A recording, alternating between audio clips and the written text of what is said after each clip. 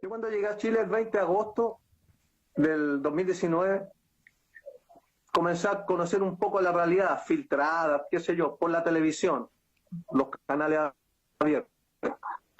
Ahí aparecía un Chile bastante derechizado, una impresión para mí bastante chocante. Tanto el formato el formateo de las noticias, tanto la farándula, los matinales, de lo que se hablaba, algunos reportajes que se veían, por ejemplo, la gente en el metro, el transporte, 2 horas para ir al trabajo, 2 horas para volver, bueno, una serie de situaciones. Y yo pensaba, pucha, cómo la gente está tan domesticada y tan como rebaño y resignada. Y me dio harta tristeza de ver un país tan derechizado. Bueno, todo eso se quebró y fue como un palmazo que me dieron en la cara el 18 de octubre, ya y se presentó otra realidad.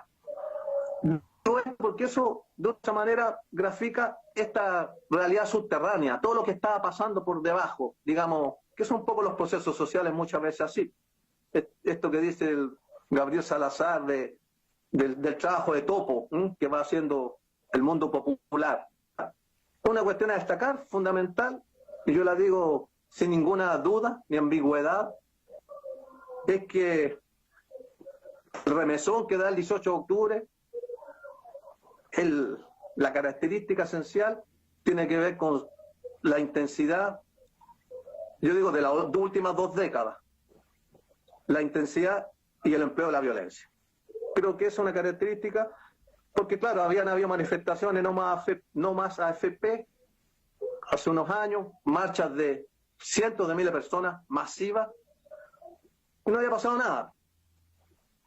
Y el 18 de octubre marca un salto cualitativo en eso, ¿ya? Y comenzó una cuestión, pero una marea poderosa, que arrasó con todo, y que llevó a colocar, yo creo, ya en noviembre, cuando hacen el acuerdo el 15 de noviembre, ya colocó a todo lo que es la institucionalidad, a los poderes constituidos, a la clase política, todo en pánico. Yo fui viendo cómo fue cambiando todo el panorama y cómo fueron cambiando los rostros. Esas figuras que aparecían en los matinales, ahora tenían el rostro desencajado y en pánico. Y sin saber nada de política, comenzaron a hablar puras estupideces, comenzaron a llevar analistas para que les explicaran que por qué estaban quemando la ciudad, por qué no se podían andar tranquilos, que ya no estaban respetando a los pacos. Es decir, todo el nivel de insurgencia, de desborde que había, bueno, era un Chile diferente. Yo decía, puta, esto no va a acabar. Yo me sentía como medio abogado, como diciendo que continúan, y además, puta, perdiendo los ojos, siendo reprimidos, y continuaban ahí, y seguían, y más gente sumando. Es una cosa que, bueno, yo incluso en un momento llegué a imaginar que puede haber un quiebre institucional. ¿Ya? Yo diría como el 10 de noviembre, además viendo la tele todo, yo dije, a cualquier momento la contingente de masa va a ir para la Alameda, va a llegar a la moneda y va a quemar la moneda. O sea, claro, prácticamente ya está, me faltaba un paso nomás para ir a tomarse ese símbolo y a restituirlo para el pueblo. Fue muy significativo y relevante todo lo que hubo en términos de cachetear al sistema, en términos destructivos. Se quemó, se destruyó, fue un tsunami que arrasó con todo. Y un poco el mundo popular dijo, aquí estamos reconociendo nuestro poder, y se sintieron fuertes. Y en ese sentido, a mí me parece que el conflicto social de una u otra manera va a ir escalando en términos de agudización. Y en eso yo creo que el pueblo o el campo popular tendrá que dotarse de los instrumentos materiales. Yo creo que en términos de responsabilidades, claro que hay que irse pensando y preparándose en función de esos escenarios. con las piedras y las barricadas, yo creo que no se triunfa. Yo creo que no se triunfa. Podrán construir sus diversos instrumentos. Yo no digo en términos absolutos, ¿eh? Pero creo que se van a necesitar esos instrumentos materiales, de diferentes niveles y de cualificación, pero se van a necesitar en un momento. El 18 de octubre le dio la razón a los sectores más radicalizados. No, le dio la razón a los pacos rojos. Porque yo digo, ¿y por qué no salieron ahora los pacos rojos? Fueron a la Plaza de la Dignidad y a parar. No, ¿por qué no salieron? Se jodieron, po. Estaban totalmente equivocados ellos ahí siguiendo órdenes partidarias. En el fondo, yo me atrevo a decir que esos partidos llamados populares de antes o de izquierda le han hecho un tremendo... Lo único que han hecho han sido un colchón para desperfilar el conflicto. Eso han sido. Han sido cómplices totalmente. Y yo por eso hago un reconocimiento y celebro la persistencia de quienes mantuvieron 2000, 2003, 2005 para adelante un poco la llama de la rebeldía, y que fueron estos sectores más radicalizados, marxistas insurreccionalistas que les llaman algunos, otros medio anarquistas, todas esas tribus que mantuvieron esas y que fueron vilipendiados en su momento, fueron agredidos, fueron reprimidos. Bueno, y ahora era el camino que ellos decían. La pandemia abrió un paréntesis. Esto va a tener continuidad, no me cabe duda. La pandemia considero que la están usando como arma política. Y alrededor todo lo que ha girado en relación a la pandemia, que tiene que ver con la problemática económica y social,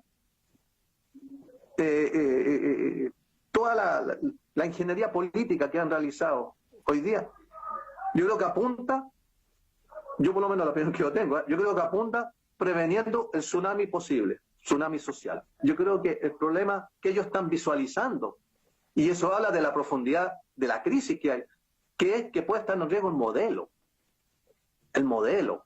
Y para ellos es la cuestión estratégica, para ahí lo pierden todo. ¿Ya? Porque ahí van a tener la legalidad, aunque salgan a hacer barricadas, la legalidad para pasarlos por el artículo 318, creo, ¿ah? que es por la cosa de la pandemia, está colocado. Y con eso también tienen herramientas en función de la opinión pública, un poco puta. ¿Cómo salen a hacer barricadas si están en cuarentena? Po? Un paréntesis abro, sí, es un arma de doble filo. Pero la gente está más precarizada, puta. Oh, la manifestación ahí, vamos a hacer que eso, puta, no, pero tengo que seguir comida, estoy más preocupado aquí en la casa, tengo la cagada porque no tenemos que comer. Pero yo creo que está esa intencionalidad de tener a la gente como más dependiente de eso, digando así para tener, y que eso, que lo neutralice en función, un poco de lo que ustedes también decían, de no estar pleno en función de la movilización. Todas esas leyes ahí pequeñas para los desórdenes, bajo la amenaza, por decirlo así, de que hay que condenar la violencia, venga de donde venga. ¿Ah? Ese famoso mantra tan vacío, digamos, y que le sirve mucho. Pues, y obligan a cualquiera ahí, le ponen la pistola y tiene que decir, no, condena la violencia, venga de donde venga. Una cosa totalmente vacía, de contenido. ¿Ah? Por ejemplo, aquí, que en Santiago 1 hay, creo que quedan como 50 presos políticos. Llegaron a vez como 200, ahora hay como 50. ¿No? La composición de esa juventud, bueno, bastante, antes era mucho más ideologizada en el tiempo de dictadura. La presión política hoy día, y yo me di cuenta en el comienzo porque supe algo de bajos niveles de organización, ya ahí en la prisión mismo, un poco cada uno por la suya. En el comienzo tuve un alto problema con los presos comunes, incluso fueron agredidos por presos comunes, y no se organizaban, pues les pegaban a algunos y los otros se quedan ahí. Yo pienso que unas principales tareas, incluso yo les mandé algún nivel de expresiones mías, que hay que reivindicar la condición de preso político. Hay que disputar qué cosa yo creo en el escenario nuestro como presos políticos. Es disputar eso de querer llevar toda la protesta en función de encasillarla en cuestiones delictuales, de delincuencia. ¿Ya? Y que tiene que ver con la criminalizar la protesta.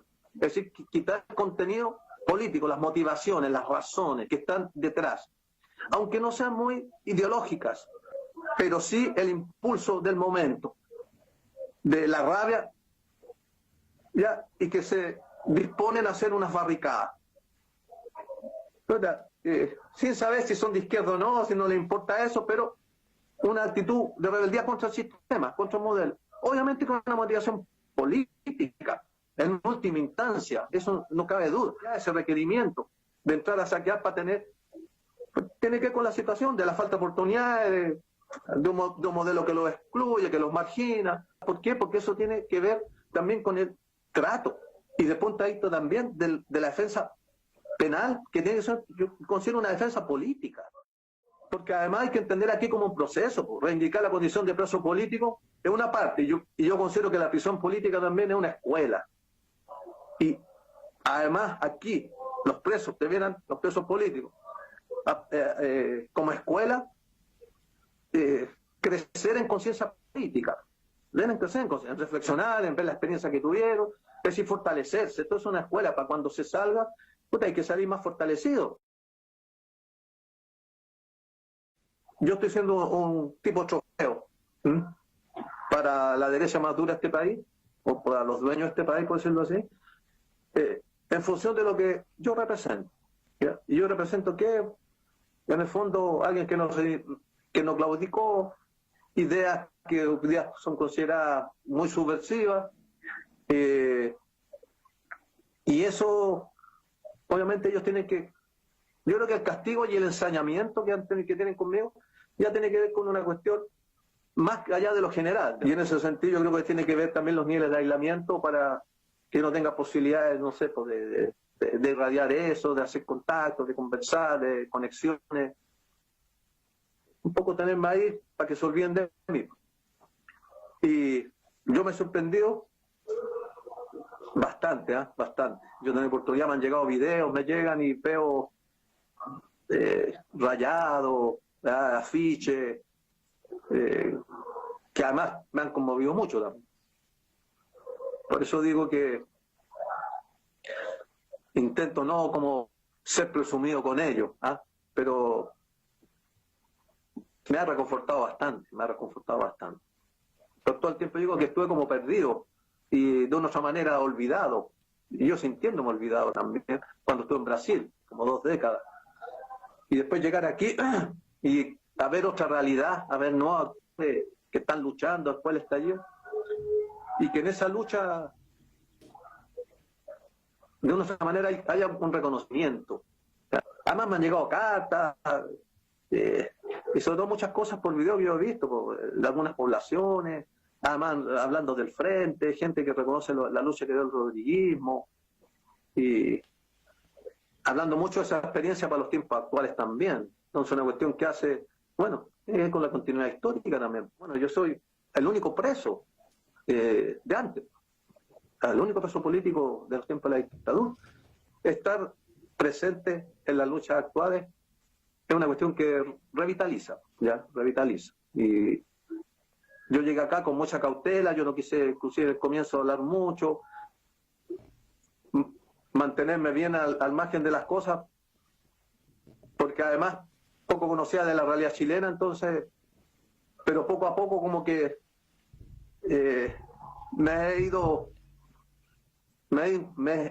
incorporando más, porque he visto que hay un poco también una reciprocidad en eso, pues hay, y tengo toda la disposición, obviamente.